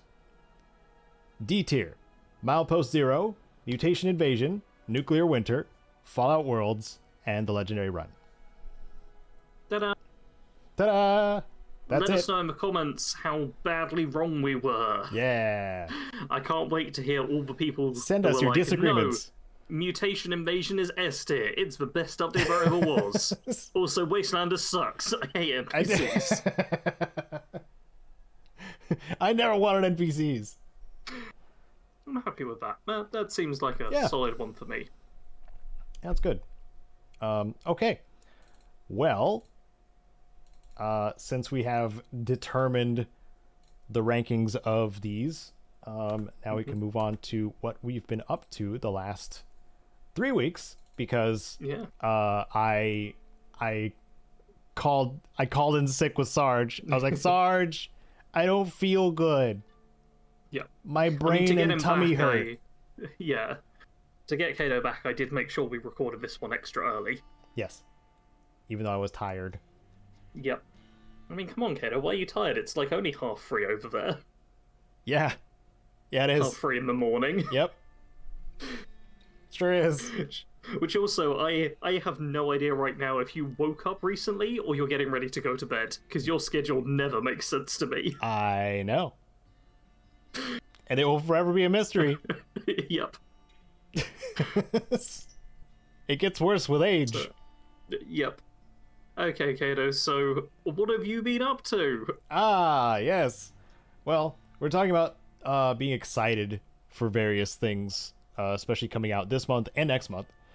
I know, like, we haven't really mentioned The Outer Worlds 2 at all in this episode, but that's something we're both looking forward to, I think. Just over a month away. Yep. But in excitement preparation for that, I've been playing some other things that have either gotten released or gotten a 1.0 release. And one of them is Deep Rock Galactic Survivor. This is the Deep Rock Galactic spin-off that is a Bullet Heaven or a Vampire Survivors like version of Deep Rock Galactic. It's top-down camera, fighting hordes of enemies with digging mechanics because, space dwarves, digging, treasure, mining gold and stuff. It's a lot of fun. The additions were like cosmetic changes to each of the subclasses of characters. So now you have like a visual difference between each of them, as well as gear slots. There's like 5 gear slots that you have on your character now. So certain gear or gear randomly drops for you when you fight, elites or bosses or whatever during these dives. And you can then equip this gear to your character, which give various modifiers and stuff like that. More of the fun randomness of a roguelike kind of situation as well. But yeah, it's a lot of fun. It's the same concept, just more. And I like it. And I've already put tons of time into it. They put out like 300 achievements for this game. It is insane. If you're an achievement hunter, good freaking luck. Because I loaded up a save that was from early access, I like automatically unlocked like almost half of them. God. Because I played the game that much. But I just go back to it because it's a fun, another fun podcast game. And I, unfortunately, my brain is kind of loud when I play this game too. So I have to have something in the background so my inner brain thoughts can be quiet and silence the brain thoughts. Shut my brain mouth. Trusted. Yeah. So, good podcasting game. I've mentioned that a couple of times for different stuff. Can you tell I've been listening to a lot of podcasts? Another one I've been playing, and I'm so happy that it kind of went off without a hitch for both me and my buddy, Dying Light the Beast. This is the next Dying Light game that continues the story of Kyle Crane, the main character you play as in the first Dying Light game. This is 13 years after. He gets kind of mutated with the virus that caused the Haran zombie outbreak. But he gets captured and experimented on for 13 years. And that's where you start the game, is like right after he escapes, or right after Kyle Crane escapes. So he's very angry, and it's called the Beast because he has something called Beast Mode, where it's a secondary bar that you build up, and once you build it up, you can go into this crazy, like, unarmed feral mode that you just rip zombies in half and rip their heads off and punch through their bodies, and like it's so fun. If you like glory kills from Doom, it's that. It's very much that. But also, if you are not familiar with Dying Light, it is a zombie parkour survival type of game. It'll feel very familiar if you played the first one and the second one. Try not to talk about the second game too much, because there's so much just feels better in this one, especially when it comes to like the story just doing its job instead of trying to make compelling characters or trying to make interesting characters, just making them all a-holes. They're not. Fortunately, not many of them are a-holes. In fact, I found one, and the rest of them are tolerable and or, dare I say, likable. So excellent. Dude, man, I do have a bit of a problem with how often zombie media is like, what if everyone sucked? And I'm like, no, I don't want to engage with your show / movie / game if everyone sucks. Yes, have like one or two bad people who are taking advantage of this, but there's already an apocalypse happen. We don't need everyone to also be miserable and bad and grumpy and evil. Yeah.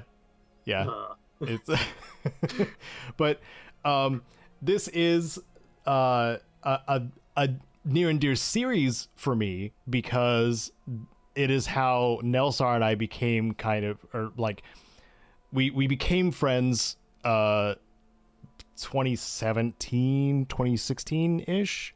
We've been friends for quite a while now, through our mutual streamer buddy Yorkshire Yank, and Dying Light was like the first game that he and I played all the way through together, I think. I'm pretty sure. So since then, it had become tradition that we would play Dying Light together. And we're both so relieved that like the Beast is like fun and the characters aren't insufferable.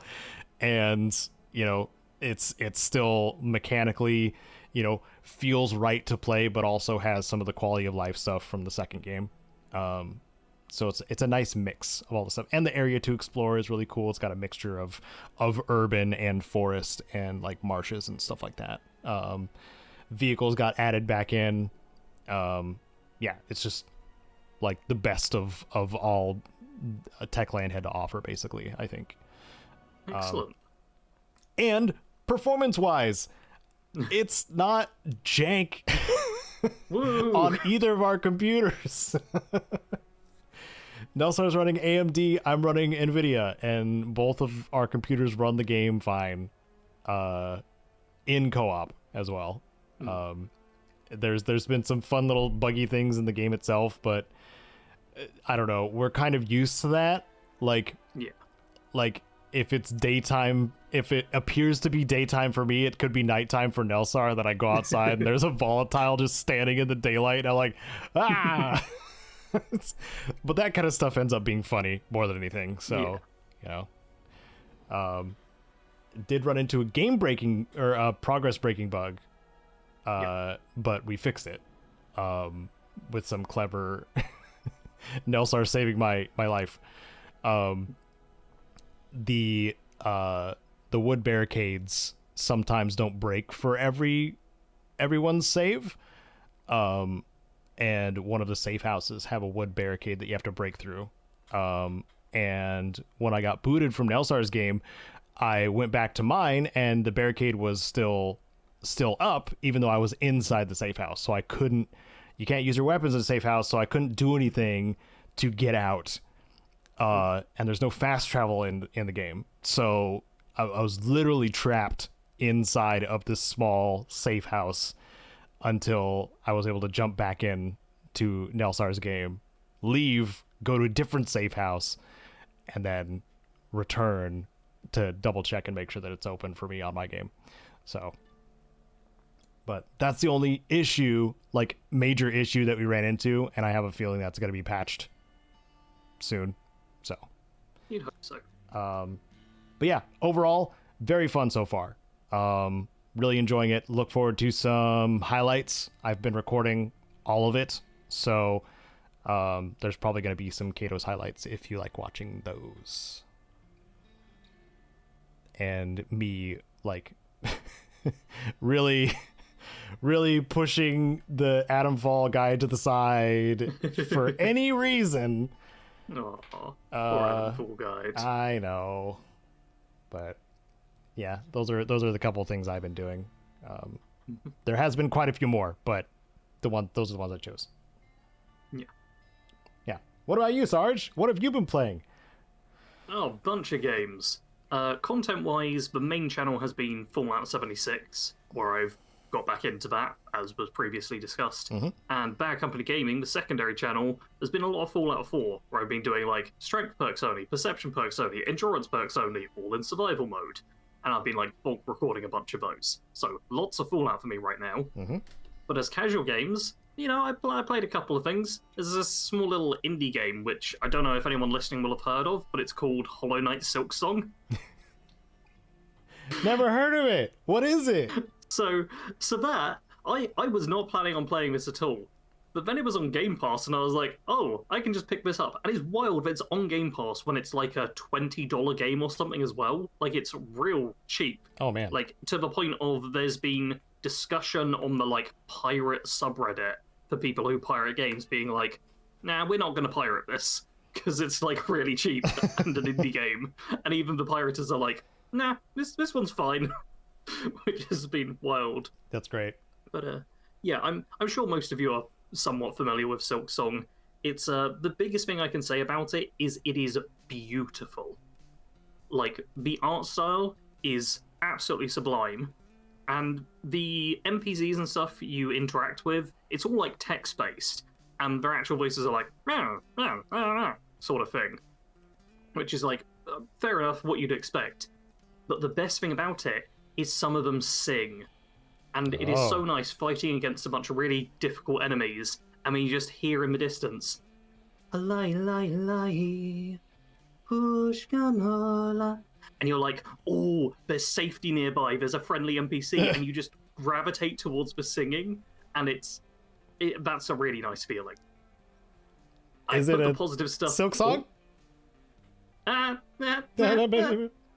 There is a lot of song and a lot of silk in this game. Nice. I will Nailed say, it. though, yep, I don't think this game's for me. It's very good. It's a great game. It sucks. Deserves all the praise it's Sarge getting. said it sucks. There's a lot of platforming style stuff, which it's a 2D game, so it's not completely ridiculous and, like, impossible to get around. But I suck at platforming. I never enjoy platforming. Platforming just isn't for me as a player. And a lot of that is in there. And it's quite a difficult game as well. There's a lot of challenging, like, Souls-like Metroidvania-style elements. So you're going to have to do that same platforming section like 4 or 5 times in a row because you die because a bug hit you or something. And I can just about stomach doing the platforming thing once and then never again. So, unfortunately, this doesn't look like it's going to be much of a game for me. But fortunately, I then tried out a similar game right after, another indie game, this time by like 2 people instead of a team of like a dozen or so. Hollow Knight, basically AAA studio. Crypt Custodian, which is a little indie game about you being a cat that dies. Like, this isn't spoilers, this is the start of a game. You're a cat that dies and goes to like the afterworld, or the afterlife, and you have to just clean it up. Like, literally, you have to clean it up with a broom. Yeah. This is also a very difficult combat-based, like, 2D game.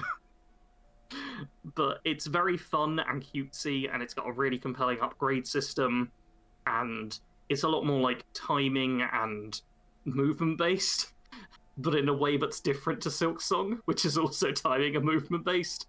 I prefer it. It's like more of a top-down perspective rather than a flat looking at the screen 2D perspective, and I think I get on with that actually a bit better. But I've really enjoyed Crypt Custodian. Both of these games I sunk like 2 or 3 hours into so far, and I definitely prefer Crypt Custodian to Hollow Knight Silksong, which puts me in the minority, I'm sure, but it's just been a lot of fun. It's a lot more cutesy and lighthearted, and it's still got a lot of challenging stuff to it. But it doesn't feel quite as difficult, and the platforming in it is simplistic and doesn't require, like, you to do it 20 times in a row. So, yeah, I've enjoyed that a bit more. But both games are very good. And that's what I've been playing. All right. Wow. Have you hit your 2D platformer era? No, this is not something I'm going to be doing very often. It's just like, yeah, I happen to play a couple of 2D games. I have recommendations. Oh, no, Caedo, no. No, especially not for platforming stuff. To be clear, I stopped playing one of the Doom games because there was too much platforming. I am not into platforming at all. Okay. It's okay. I'll have to find something else to get you into. I've got so many games to play, Caedo. Not enough but time. There's more. There's always more. Anyway, what have all of you been up to? Have you also been playing the games we listed? Which, to be fair, like 3 out of the 4 games we probably talked about are like brand new. So I imagine a lot of people will have been playing them. Are you also annoyed at Randy Pitchford all the time? We didn't have that as a topic. No. But now it's going to be mentioned. That was the PIPCAST, anyone. Make sure to subscribe if you want to catch future episodes in probably a couple of weeks. Hit the like button if you do enjoy these. And feel free to check out our main channel if you happen to have stumbled across this and have never heard of either of us before. We both have, like, actual bigger channels where we do regular videos on. So check those out too. I can't remember what the outro line is for the PIPCAST, Caedo. Oh. Every other Sunday at 10 a.m. Pacific. Everybody take care of yourselves, and we'll see you in a couple weeks. Thank you. Bye!